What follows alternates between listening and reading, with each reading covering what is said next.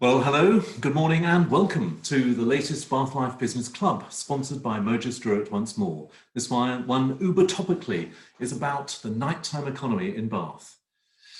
And we'll be hearing some announcements, we hope, from the government today and trying to anticipate what they may mean for Bath, but also to reflect on what it has meant for trading in current times and looking forwards. So these are continuingly weird times for all of us, yeah? When faced with doubt, the obvious thing for many of us to do, at least initially, is to do nothing. When you don't know, you just don't do.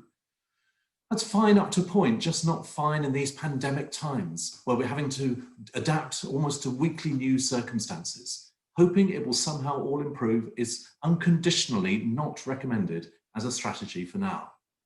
Whatever the macro position and the evolving governmental responses, we're all having to just get on with it, finding new ways of developing our businesses, whether more of what we do or radical pivots to new modes. Truth is, if we don't get active and if we don't promote what we do, there's even less certainty about business this Christmas and beyond. The absence of action means that inertia fulfills its own prophecy, and that simply cutting costs, while essential, can only take all of us so far. We all know that what has gone has self-evidently gone. And we all need to refill our pipelines and all need to run harder to make up what has gone so far. So in short, yes, hope is not a strategy. It's time to play catch up, time to give it a proper go, pushing our businesses to make the most of these times and to recover some of the lost revenues from the Great Pause. Before we start, a couple of parish notices before we come on to that main event. Bath Life, we're absolutely delighted to say, is fully back and in pretty good health. As we said about our first issue back, here it is, better read than dead. Ooh, there's a bit sober to start with. We're actually tracking a little bit ahead of where we had forecasted, which is pleasing. And I don't say that hubristically about us as an organisation, but mainly because Bath Life is a reasonable barometer of business activity across all the sectors here in Bath. It's uneven, of course. Not all areas are performing as well as some are. But it was ever thus. Bath Life is a sort of mini portfolio business in its own right, covering all aspects of life in Bath. Thank you for all of your support. We're all mutually dependent. Your support means that we can champion your business, your areas, and play our part to the full in supporting business in our city.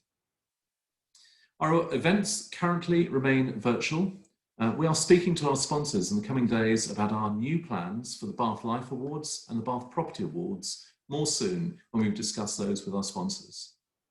And these Bath Life Business Clubs will return in real life to the glories of the Royal Crescent in short due course. That's definite, the actual month less so. Probably April, just don't know at this juncture.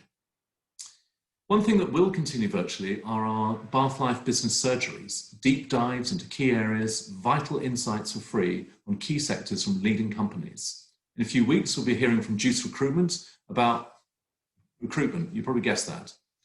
Recruitment in these times, it's quite different from how it has been previously, of course. And then just a week on Wednesday, on October 21st, there's a really fascinating session on workplace culture, business strategy, and office design with interaction. How do we as employers create new environments that mean people will want to come to work when clearly many of us can work very adequately, very capably from home? How can physical space embody and extend and help define culture and strategy? If you have a professional service that will have value for others and you're looking for more business, aren't we all? Please do talk to us. Right, the nighttime economy then. We'll be hearing from our four panelists and we'll take your questions during it. Please look at the little Q&A button at the bottom and we'll bring those in as appropriate each time. We'll be having short chats with each of the four individually, and then as a group, as a panel.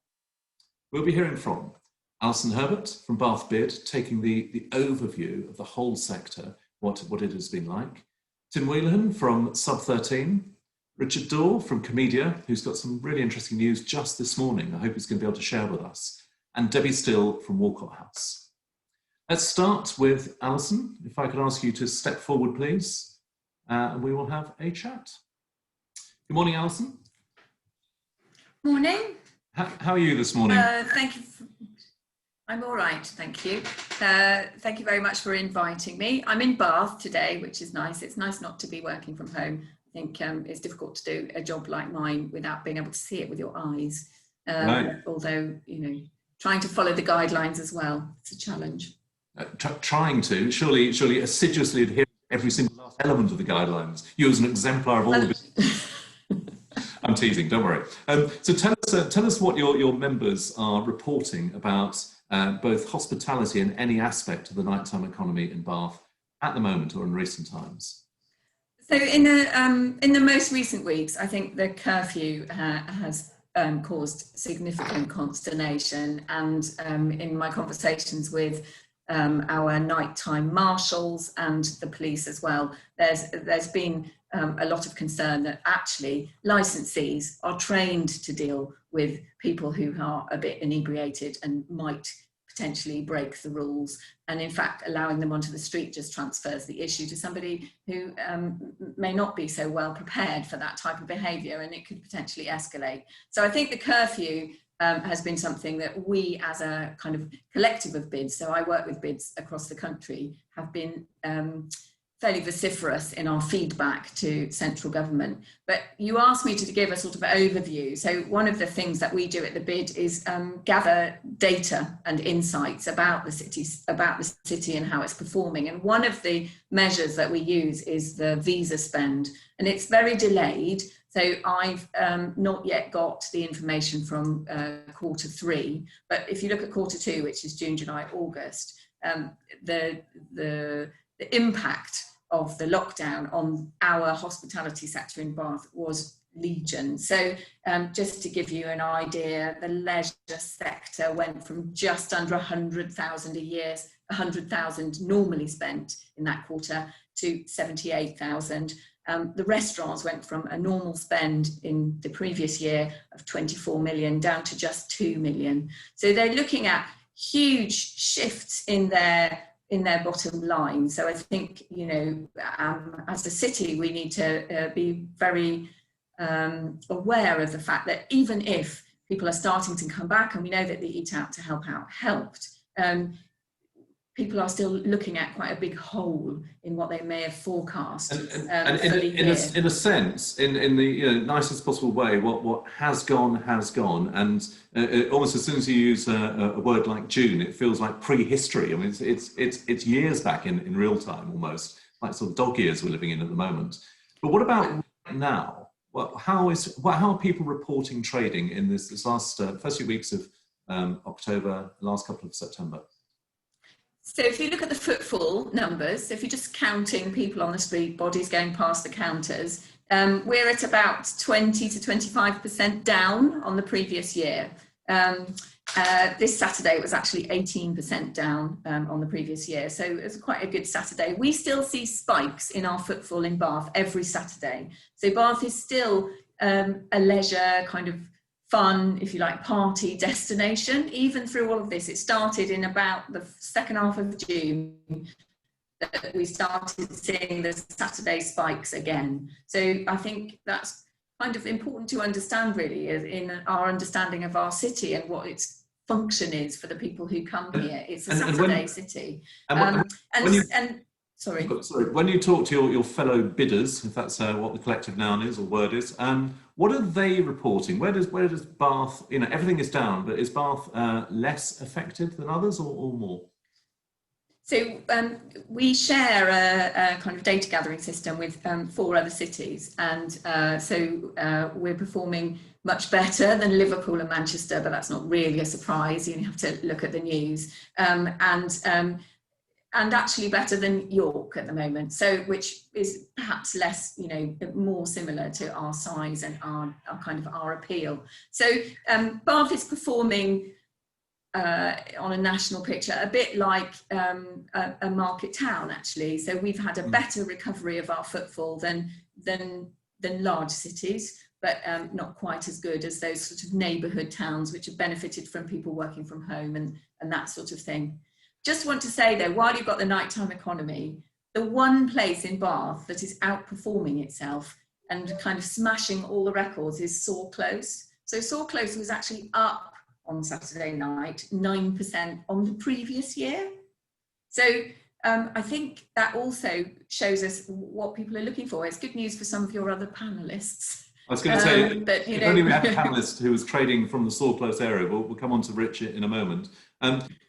Is that because Saw Close, there's been a trend over the last couple of years, it has opened it up into a much more sociable place. It has become a sort of epicenter of the evening. Is that because of factors as much as what the offering is? Yeah, I think so. It was already doing well in terms of the rest of the city. So where kind of generally the city has been down over the last 12 months, actually, in comparison with the previous year, Saw Close carried on being up. And I think that's that investment in the public realm. It's a nice place to walk around, and so you're walking in front of the counter. It's not really rocket science.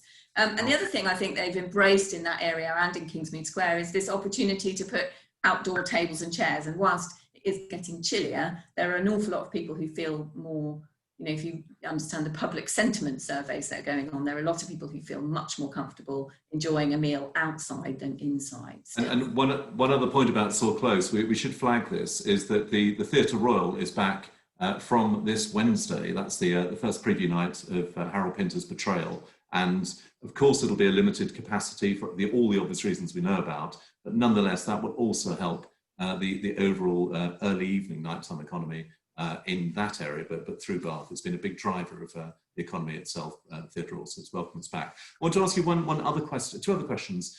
One is about any prospect of late night shopping coming back, because this is the time of year in the run up to Christmas, of Halloween, of something called the Christmas market and so on, where traders would ordinarily be trading on Thursday, Friday evenings late. Is that going to happen? It's not something there appears to be a big appetite for. So we would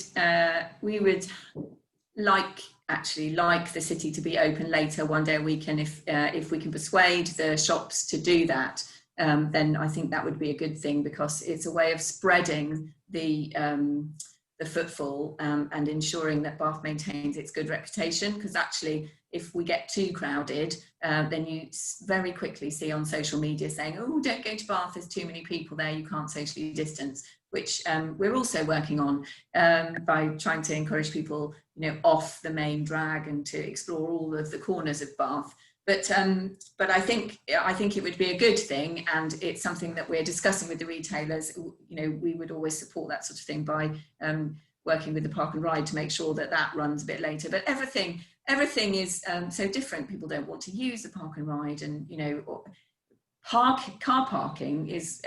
I know that Southgate have closed their car park on a number of occasions because it's been full. So although the footfall is down because people are using different modes of transport, it's so much more complicated, everything, than just, let's all open late. But it would be a good thing to do. And there are lots of small but socially safe things planned for Christmas, just not one big market. So talking of Christmas, let's just hear that.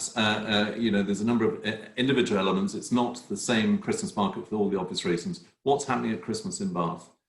So what's lovely is we're all working together. So we're working with Bath Festival, Bath Carnival, Visit Bath, and all of the different traders groups. So there's Saw Close footfall is going to go through the roof. There's going to be a really exciting lighting installation in Kingsmead Square. There's going to be different lighting across the city. Lighting is a good response to COVID, actually, because it's on all the time. So even if the worst comes to the worst and everybody has to shop, at least they can all put, buy from our website in their window, and people can still enjoy the lighting displays and enjoy the city, so the city doesn't have to shut down properly. But things that the Bath Carnival are doing is sort of amending or adapting what they would normally do, a great big parade, and doing what you probably might describe as wandering minstrels, so small groups that you might come upon, and Bath Festivals are curating some performances both outdoors and indoors, and I think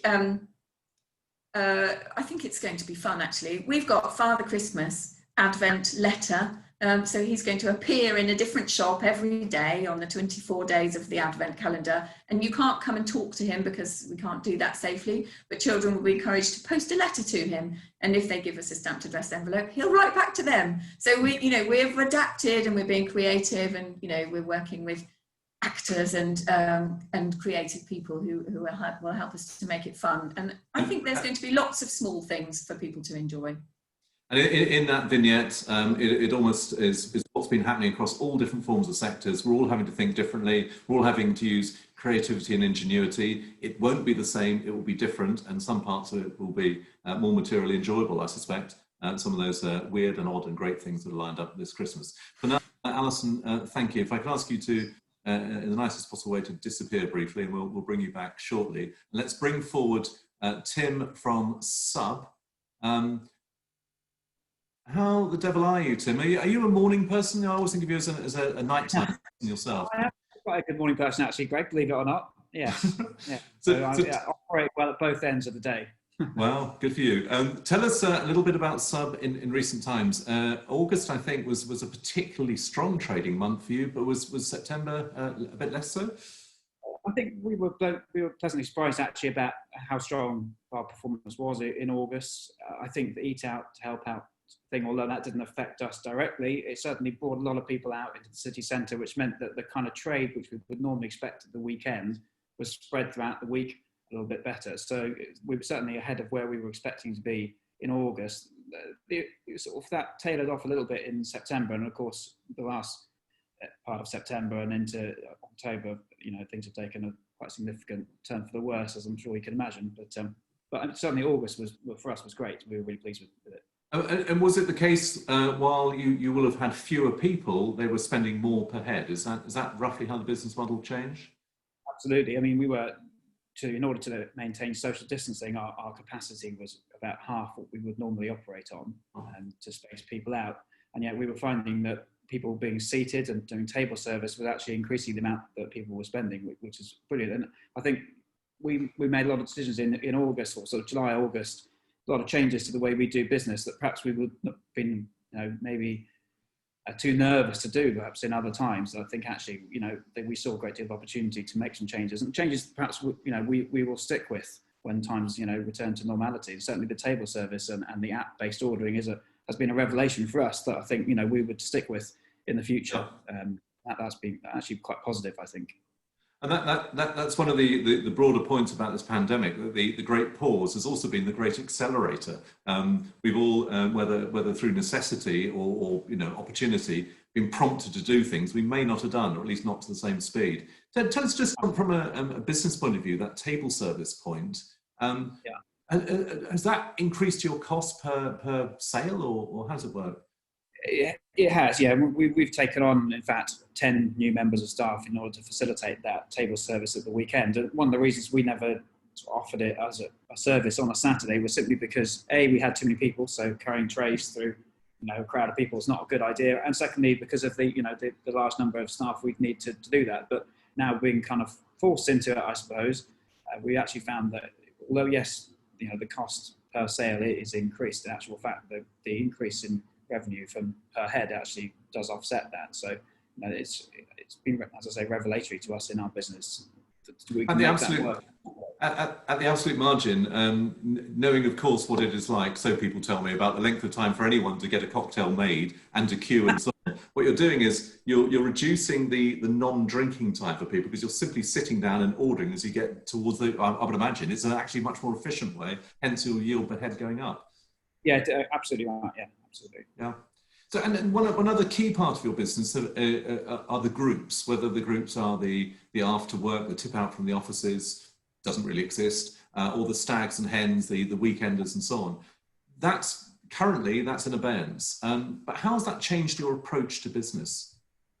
Well, we've seen a big shift away from, large groups obviously come in, hen parties and stag do's. That was always a key for sort of part of our business on a Saturday in particular, and obviously that happened. So we've seen a shift actually to more local trade, and we've been really pleased about how well supported we've been by the local community and sort of the wider southwest, from Wiltshire and Bristol, and actually that sort of the local sport's been quite good. So we've lost a bit of the hen party trade, but we've actually gained other sources of customer, which has been great. And I think actually people who maybe stopped coming to Sub 13 have decided to give us another go when we've reopened, and we know we've seen some faces we hadn't seen for a while, so that's been quite nice as well. And if only there were some great local marketing channels that you could avail yourself of, I'm sure our guys would be most keen to talk to you about. I won't do it, don't worry. You've previously, as a business, not live anyway, you've previously been a little bit sceptical about opening up in daytimes outside the weekend days and so on. How have your opening hours changed currently, and what would you expect to endure? Well, I think there's a limit for a business like us in terms of how early we can open, especially in the week. And that's why the 10 p.m. curfew for us is, it's such a difficult thing to work with, because there's only, if we open at midday on a Monday, realistically, we're not going to see anyone until 5 o'clock. So just from a sort of staffing point of view, that's not an option really for us to open any earlier. And so we have opened earlier on a Saturday and Sunday, and Sunday in particular, we're starting to see, a real uplift in trading compared to where we would normally be. But yeah, the weeknight, realistically, we're not going to see many people in a day on a weekday, because, we don't offer food or a great deal of food. So, those are all sort of offerings that we just can't do with our setup. So don't expect to see brunches at sub-13 in the future. That's not. That would be great, but yeah, unfortunately, not something we could do. We have got a few ideas how we can maybe try and offer a little bit more on the food side, but yeah, watch the space for that. Yeah, watch the space indeed. Tim, for now, thank you very much, and let's bring Rich forward. So if you can pop away digitally, look at that. There you go. So Rich from Komedia, excuse me. I gather, so a little birdie tells me, that you've actually had some pretty good news today, which you may be able to share at least in outline with us. What's the news of the Cultural Recovery Fund? Yeah, the good news today is, and it is good news because we've had 6 months of bad news, is we put a very comprehensive bid in for the Cultural Recovery Fund on behalf of the Society Komedia Bath. And we received notification at 9 o'clock this morning that we have received that grant in full. That's going to be announced at 1 o'clock today. But that is incredibly good news for us in terms of we have spent the last 6 months introspectively looking at what the possible options and outcomes were for Komedia in Bath, which you can sort of spread out to the whole of the live venue sector of the country. Is it could go many different ways, and I'm sure there'll be people crying into their keyboards this morning because they won't have received the funding, and without it, it's very difficult to see how an organisation could navigate what is going to be very difficult, at the very least 12 months, possibly longer. And Rich, could you give us an idea of quantum? Is that like? Yeah, so the funds that were announced today are the lower levels of funding. So we applied under the threshold that was given out to local business. It was the Arts Council locally gave out, and that was under £250,000. So we applied just under that threshold and received that grant. So that. Excellent. That wasn't the sort of we weren't going off the edge of a cliff if we didn't get that, because we'd already applied for the coronavirus business interruption scheme loan from our bank, and we'd had that approved, in fact, only a couple of weeks ago, because our bank Triodos weren't on the panel to give those loans out. So though they were announced in March and the government said they were going to help the industry, it took us 6 months to actually secure that first bit of funding, and we had to have very patient creditors and a whole host of people supporting and giving the goodwill to the venue that it clearly holds within the city.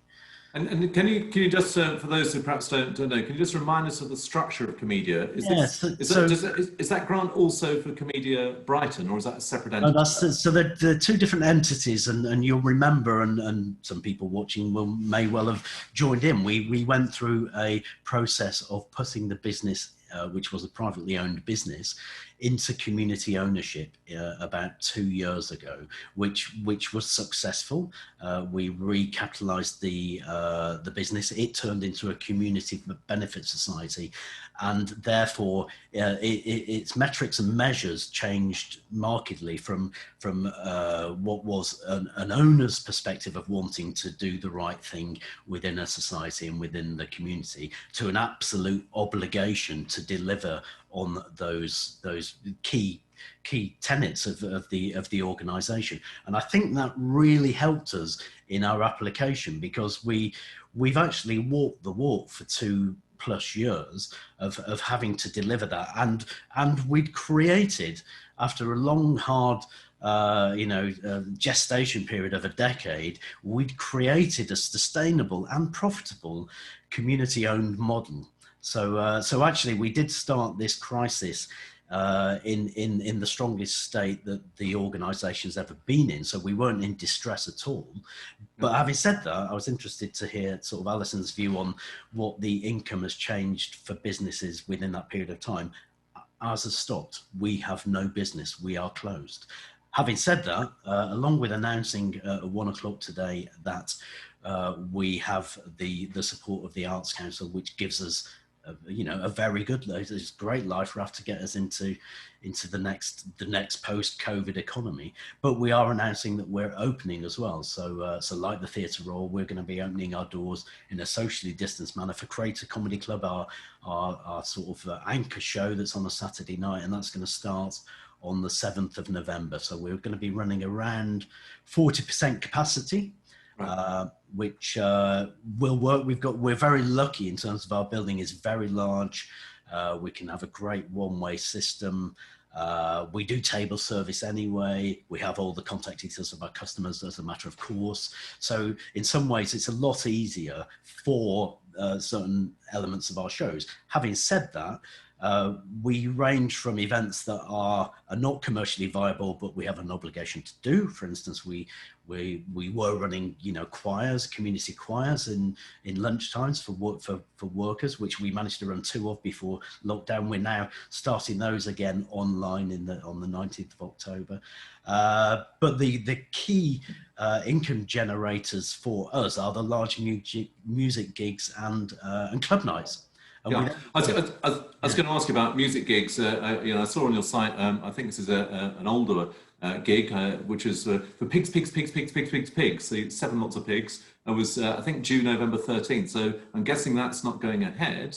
Yes, well, every promoter and every touring artist are just looking at what's viable, and we've had this constant rippling of moving things on, thinking, well, of course, in 6 months' time it'll be different, and then we get 6 months further down the line, and it's still not viable to do shows. So we're looking at it on a case-by-case basis. Some bands want to carry on and fulfill their gigs. Other people are just nudging their tours off another 6 months downstream. But you can't put on the same sort of sweaty mosh pit type of band, because that is just inimical to anything like social distancing. So exactly that. We're going to have one setup, which is going to be a socially distanced tabled format of cabaret seating, which we're going to put in the venue for the 7th of November, and that will remain, and that will be, any event will be on that basis. The good thing about cabaret seating is it by nature is within groups, so you've got your table of 6, and you can socially distance it, and it's table service. So there's some merits to that, but of course that isn't a nightclub, that isn't a stand-up music gig. And just briefly, because we're going to come on to Debbie fairly shortly, just tell us about any differences between Bath and Brighton, the 2 comedias, albeit different entities. Yeah. These have been operating in these times. Yeah, well, the one thing that we managed to get some experience in Brighton, and it wasn't operating within our venue, which in Brighton is actually a basement, like lots of the nightclubs, say in Bath, are very small, low ceiling venue, which is going to be much more challenging for us to run.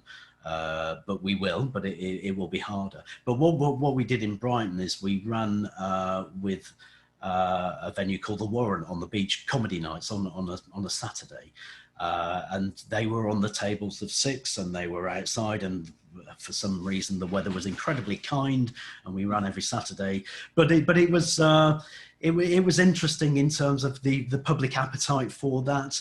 But you have various difficulties that of which good job you haven't asked me what the capacity is, because I don't know, because what's the capacity, Rich? It's a funny algorithm based on, if someone wants to bring a party of 5, then we've lost one of our So and clearly within, in fact, our gigs on the on the beach in Brighton or our creator events ongoing, they're not going to lose money, but there's no real viability in the long term. They don't create a sustainable model, which the whole issue with this is we need to get from where we are now to a point that is what is our business going to be, and that's the life raft that the Arts Council Cultural Recovery Fund has given us. It has given us the time and support to do that, but I would imagine within 18 months time we will probably be operating in some different manner, and we might just have to, you know, we've,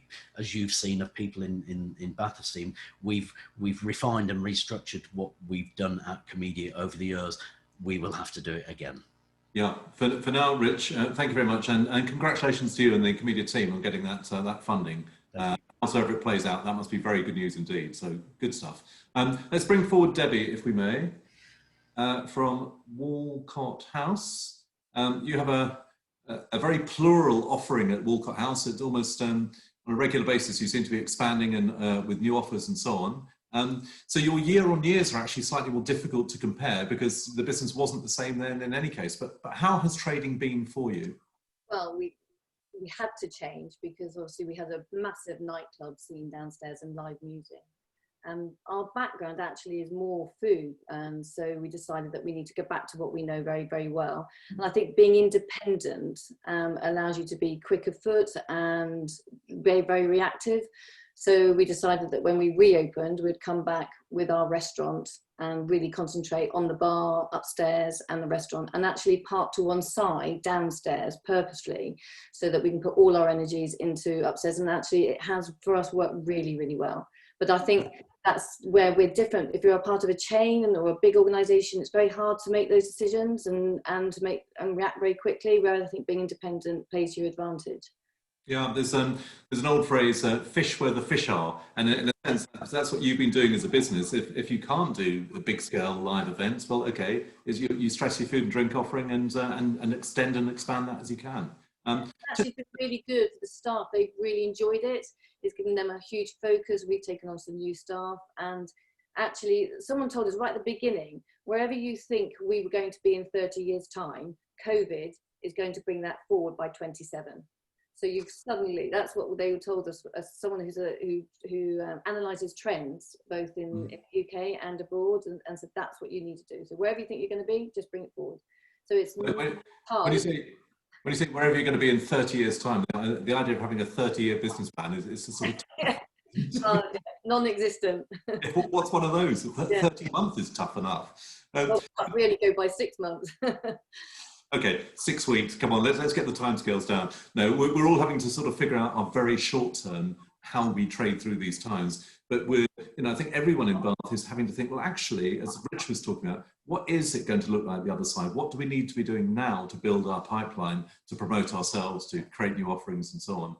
Are there new things in the offering for Yeah, we in the first thing we did in lockdown was to launch Pasta Boy. So we've got it was on delivery of home pasta, and people could collect it from us.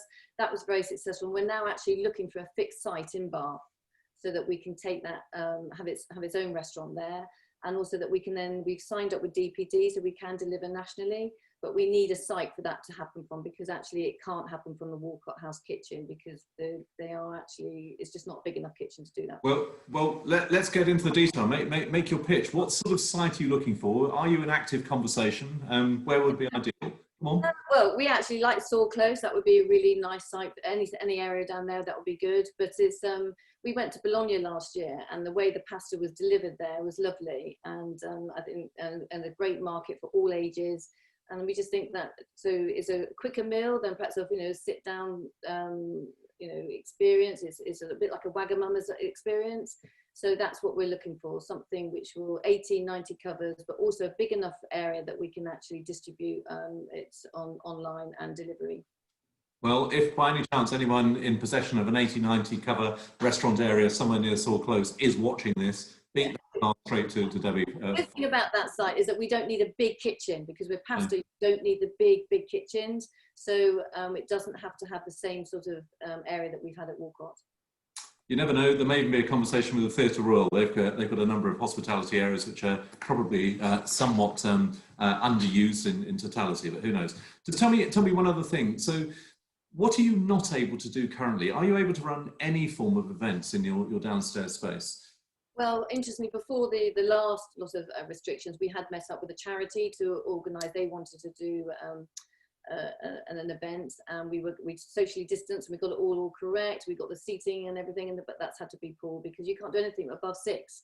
So literally, that is our restriction. And if we go into that tier level, which they're going to announce today, and you could potentially only have your family. So I think events are just something that are going to have to stay on virtual at the moment, because I just don't believe that they can be together unless they're less than 6 people. Yeah, well, you and us both, we're approaching our events virtually for the time being and figuring out our new plans, just as everyone is having to. Debbie, if you stay on, and we'll bring our other panellists forward, so we'll open up a panellist discussion.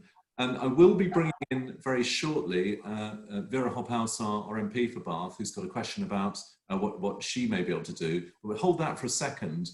I just wanted to ask you across the piece, take into account all factors, how do you think we will describe this year in hospitality and events in retrospect? What will this go down as? What type of year? A game-changing year, perhaps? Game changer, that's exactly it. Yeah. Yeah. I think, yeah, big change. Big change. Memorable.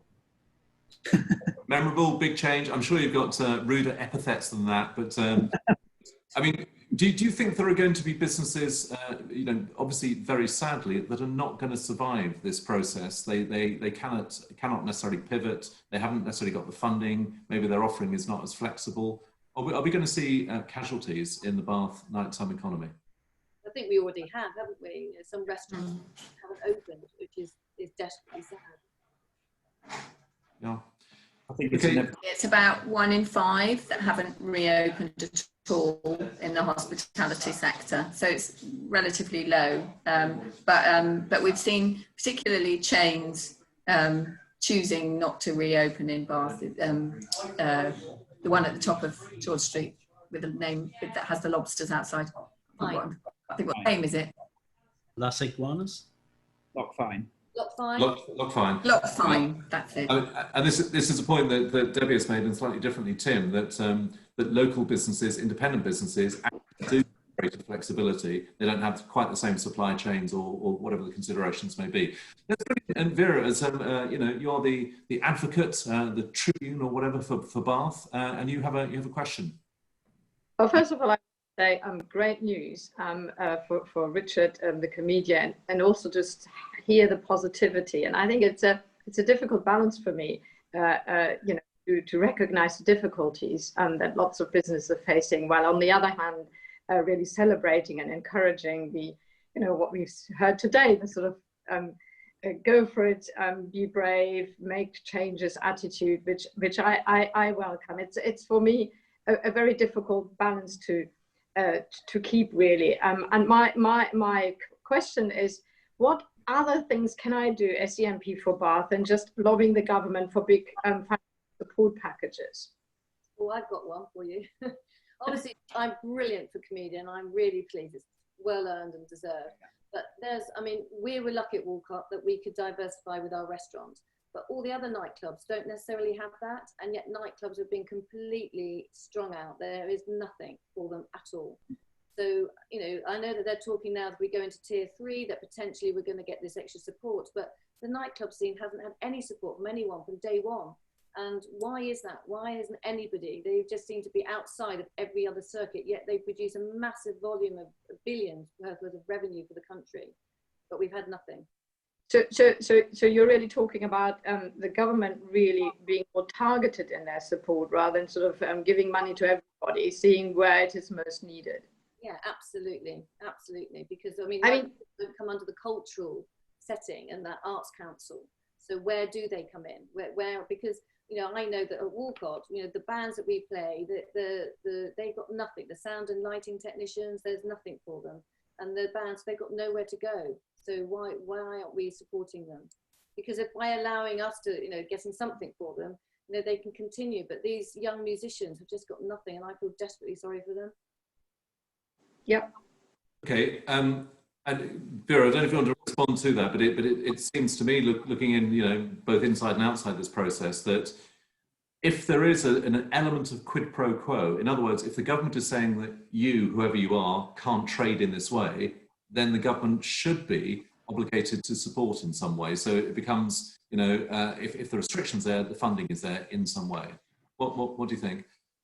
Yeah, I mean, can I just come back to Tim as well and to the nighttime economy? So we've got this difficult question. My Lib Dem colleagues are going to ask for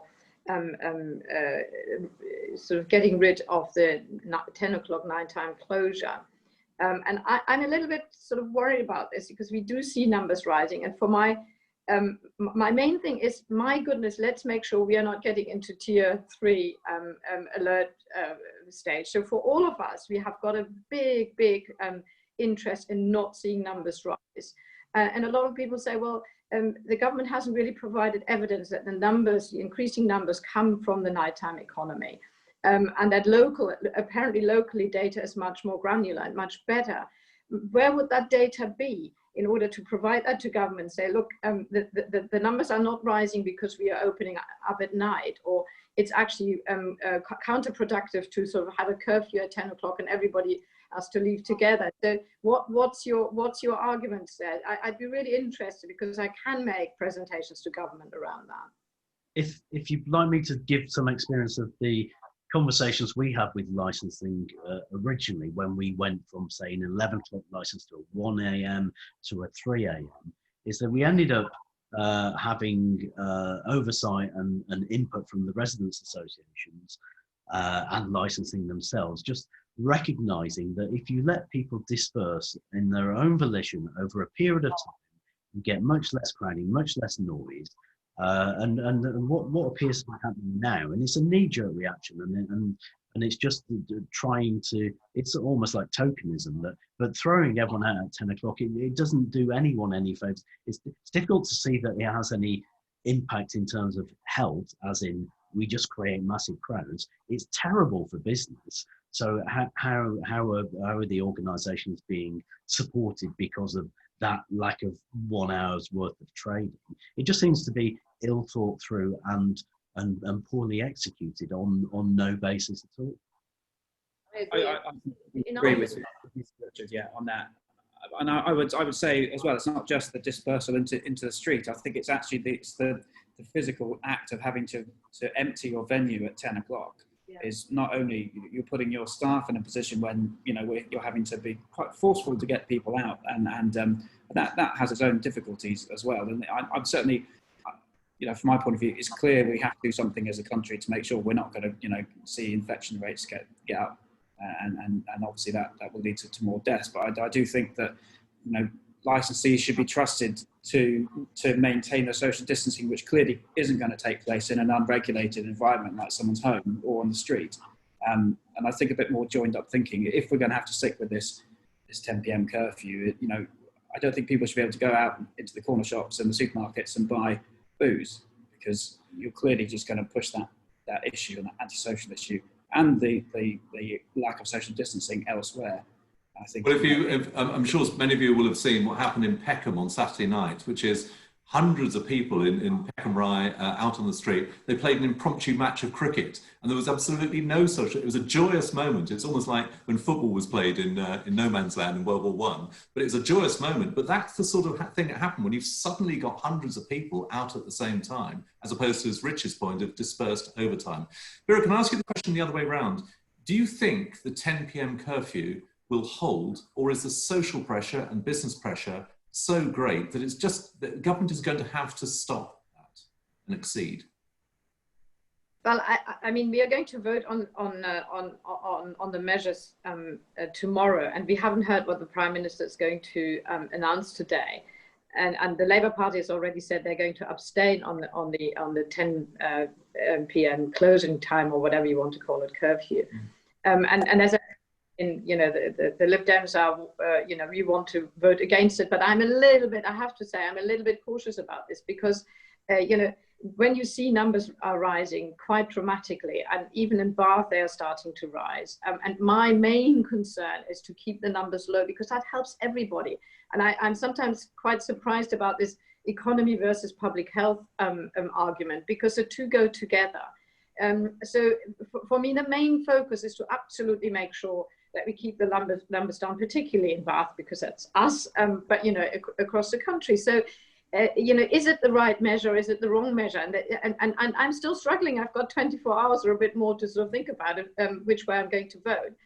But I can see that the vote is going to be lost. I think the government is keeping it up. The Labour Party is going to abstain, and we are 11 MPs. So that's how it currently looks in terms of numbers. So you know, in that sense, I think they're probably going to keep it unless there's very good evidence.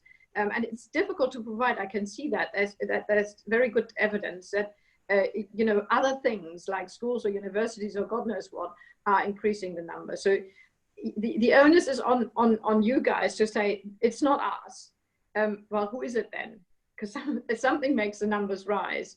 And what can we do in order to stop it? Because that is really where we got to be. And one last thing. I mean, I'm a you know, I don't know, a vigorous promoter of face coverings, and I know that we haven't done that enough in this country. And I don't really know how, for example, you can enforce that in a sort of hot and sweaty environment where everybody sits there having a good time. First of all, of course, your performers can't. You're eating something or drinking something. But the one thing that can stop the virus spreading, especially if you can't keep social distancing, is to wear face coverings. Stops the risk by 80%. So the promotion of face coverings in many ways is one of the big things that I'm trying to do. At the same time, I realize it's not perhaps very practical in certain setups. Can I ask one last observation from our panelists to Vera to you know, encourage her in a particular direction? I don't want to, you know, guide you too much, but what would you like her to do other than what the points you've made so far? I mean, our aim is just to try and hold business's hand as it tries to reopen, and of course that's just a difficult challenge, especially given what appeared to happen in the summer is that we had this great enthusiasm out to help out, and we were motivated to open in September, and we had to rail back from that. So, but I think either I think it was said earlier, either we're open and we're allowed to trade and gain some income, and if businesses aren't open, and I agree with the nightclub side of things, then they need that support. I do not believe the 10 p.m. curfew has any benefit or merit to it. So I would urge you to vote against that. Yeah, the other thing I'd like to say is, why is, you know, in Ireland, they're allowing you to go till 10:30. So that allows restaurants to do 2 sittings, which makes a massive difference to the economy, to the amount they're going to take. So by saying at 10 o'clock, it just doesn't make sense. Just why can't we be at least unified with the other areas, so that makes much more sense? 10:30, 11 o'clock. And I also think if it pushed back a little bit later, people are less likely to then want to go on and socialize at home where there are no social rules. I think if 10 o'clock is still too early, people will go, oh, come on, we'll go on back to mine. Whereas if it was a bit later, they'll go, do you know what, we've had enough now, you've had a great evening, let's all go home. So I just think the 10 o'clock rule is unrealistic. It's just, I don't think, I'll be amazed if they can prove that makes a difference. I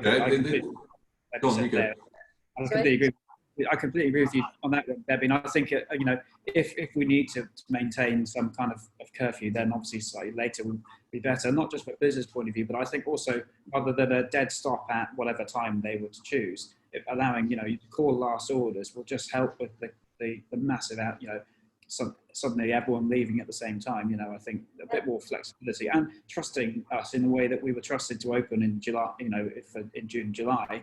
You know, if we were trusted then, we should be trusted now to do the right thing, because we're you know, we're all in this together. And I think my concern is that hospitality is being sort of set up as a kind of scapegoat for the increase, when I think there's been systemic failures in the way that we've been dealing with the pandemic since this has started to get back open again. So I think that's what I would like you to sort of make. And if I could just bring some of those strands together, it seems to me, talking with a whole variety of different businesses, the idea that it is posited, it's either business or health, and I think we've each made the point differently, that reality is what suits the health of businesses is making sure those businesses are trading.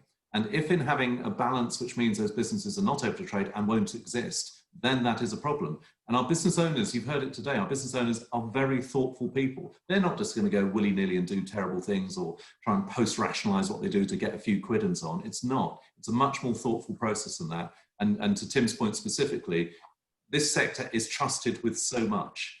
Yeah. And, you know, from health issues to crime to multiple different things. If it's been trusted for years, why isn't it trusted now? So, but even if they are, I think, to be honest, I wouldn't mind us having more regulations in that we would be shut down, or we would have, you know, massive fines if we didn't keep within it. So that means that, you know, the good operators can survive and aren't penalised by the operators that aren't so good.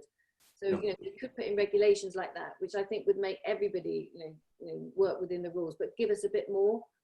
And if I'm going to ask you to sort of pop away, Vera, if that's okay in a moment, but I think, you know, you do, as we've talked before, you do have a particularly hard job, all the MPs do, in trying to navigate through this, whether it's the local concerns, perhaps ideological in some cases concerns, but simply trying to work out what is the right thing to do with the welter of data which conflicts or is opaque at best. So, anyway, I'm listening and I'm happy to follow up. But great event, Greg. And thanks for letting me ask my question.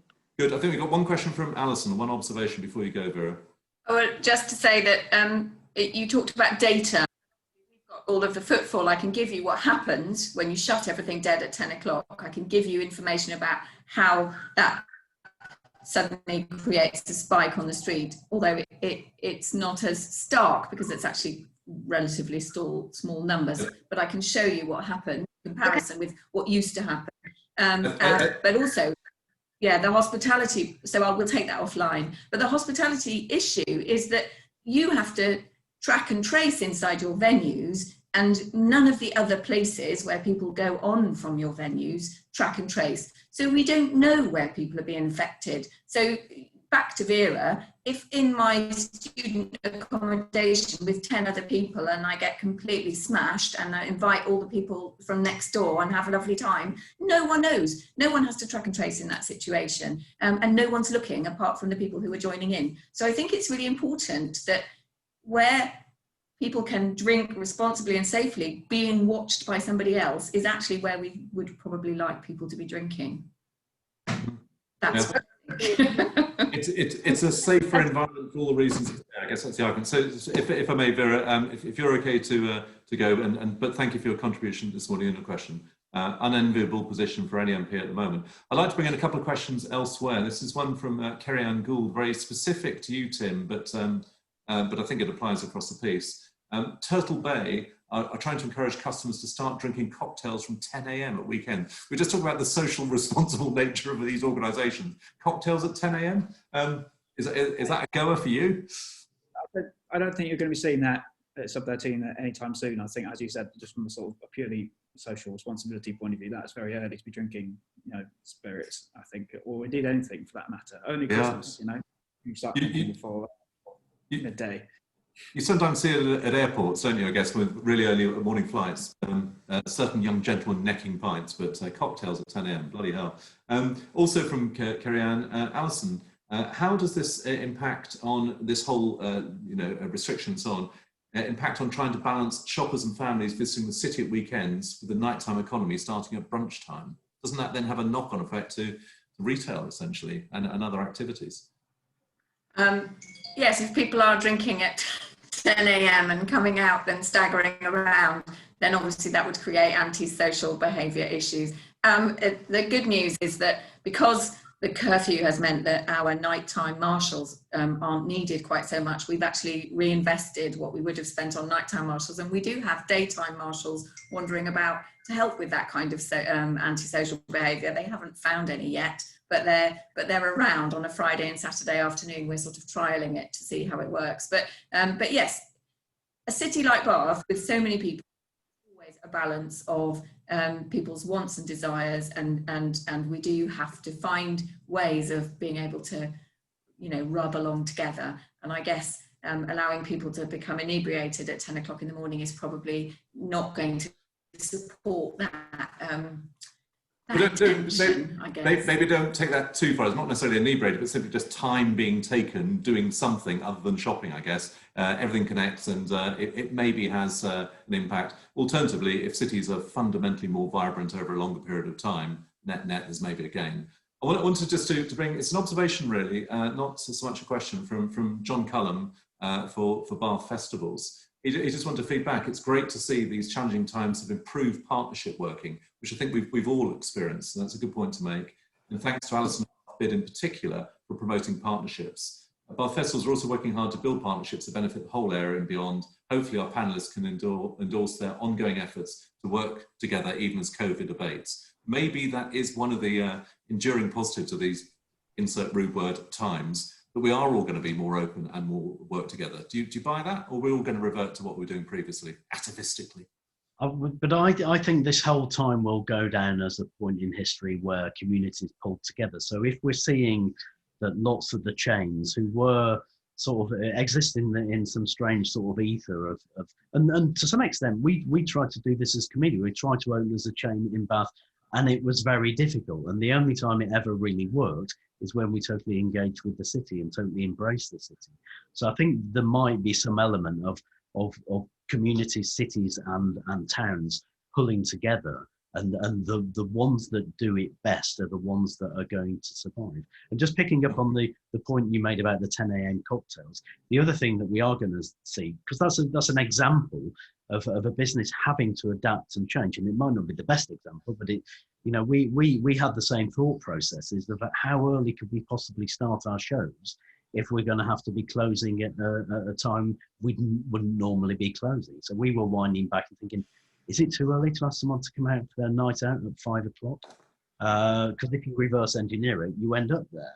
And we concluded, actually, you know what, we're just going to have to go back to people start their show evenings out at 7 o'clock, and we'll just have to deal with that. And in time, we'll get the hours back at the end of the day.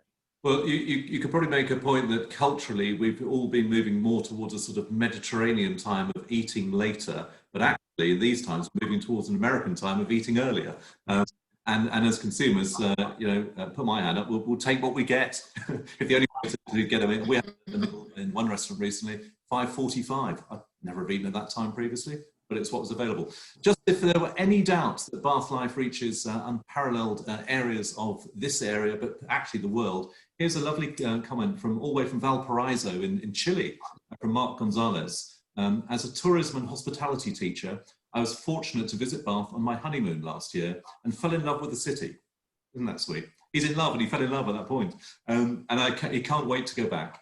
In our country, after being on lockdown for many months, little by little, we're trying to restart our industry, but it has not been easy. Many businesses have been forced to cease to exist, and only a few have been able to continue.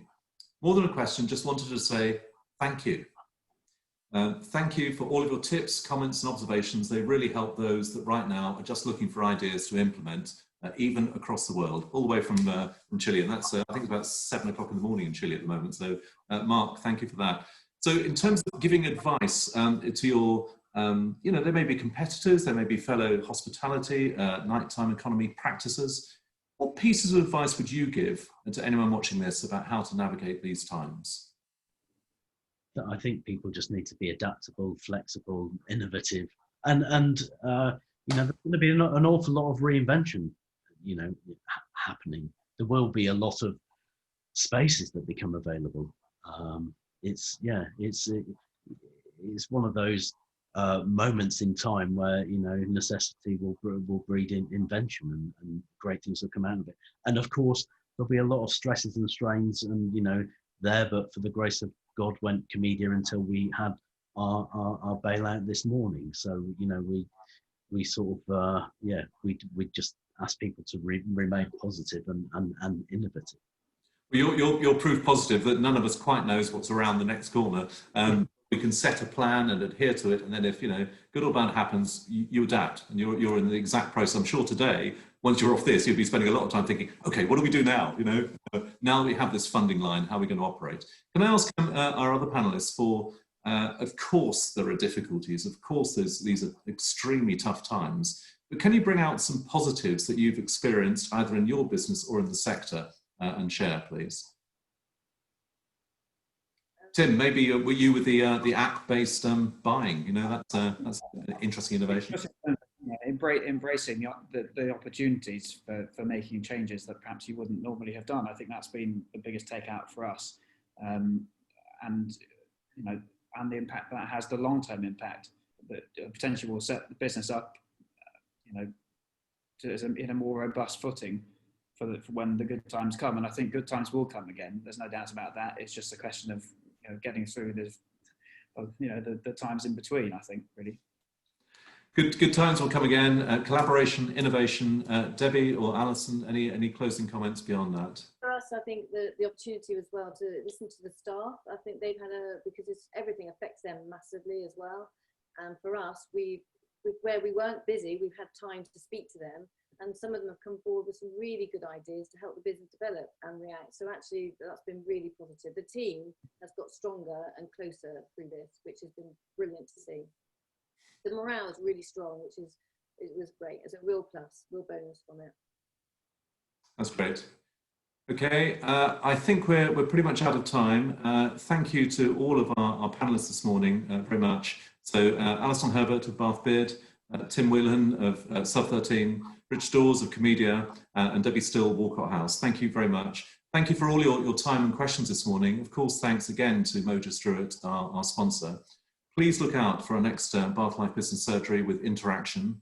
And very best wishes to all our panelists and all those in anything related to the nighttime economy in Bath. And our best wishes for you to be able to navigate successfully, creatively, and interestingly through these tough times. Good luck, good wisdom to everyone watching this. And please do get your nominations in for the Bath Property Awards. We will have news on that shortly, but we need to provide the showcase of that sector as with all other sectors through all that we do.